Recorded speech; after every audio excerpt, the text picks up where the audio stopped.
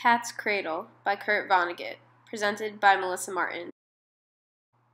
Cat's Cradle tells the story of John, a writer who is writing a book about the day the first atomic bomb was dropped on Hiroshima. In order to help him write his book, titled The Day the World Ended, John hopes to gather information about Dr. Felix Honecker, a deceased scientist who helped develop the atomic bomb.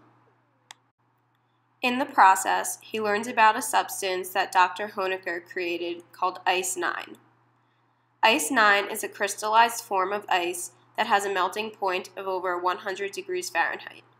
The moment a single seed of Ice-9 comes into contact with water, the entire body of water freezes. The story eventually brings John and Dr. Honecker's 3 children to a small island called the Republic of San Lorenzo. The majority of the island follows a made-up religion called Bokononism. Bokononism was created by a man named Bokonon, and it is based on the concept of FOMA, or harmless untruths. The people of San Lorenzo follow these lies in order to escape reality and live a happier life. However, this way of thinking proves to be destructive. When Ice-9 makes its way to the ocean that surrounds San Lorenzo, the entire world becomes a giant icebox, and living conditions become terrible. Bokonon then advises the people of San Lorenzo to kill themselves, since that's what God was trying to do. So, without even questioning Bokonon, everyone ingests Ice-9 and freezes to death. Cat's Cradle explores several issues that are related to society, ethics, and technology. One of the main topics that is seen throughout the novel is nanotechnology and the effect it can have on our lives. Dr. Honecker created Ice-9 by manipulating water on the atomic level, and just a tiny seed of it froze the entire planet the second it made contact with water. This represents how powerful scientific advancements are becoming.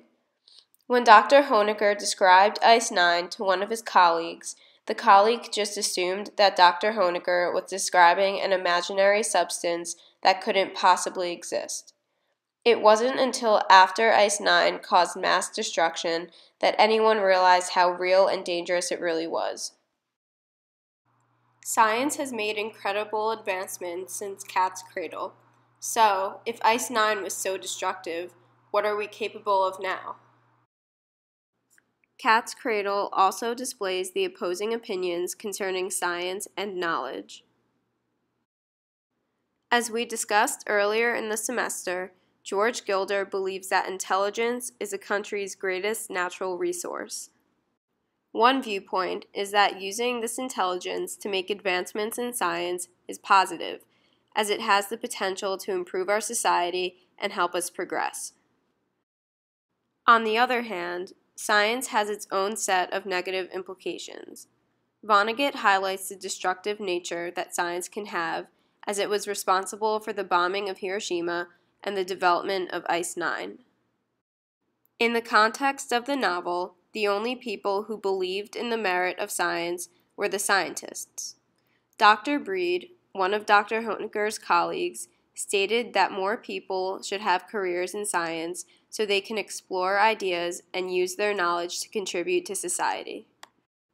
The people of San Lorenzo felt differently. Bokononism was created in order to mask society's problems.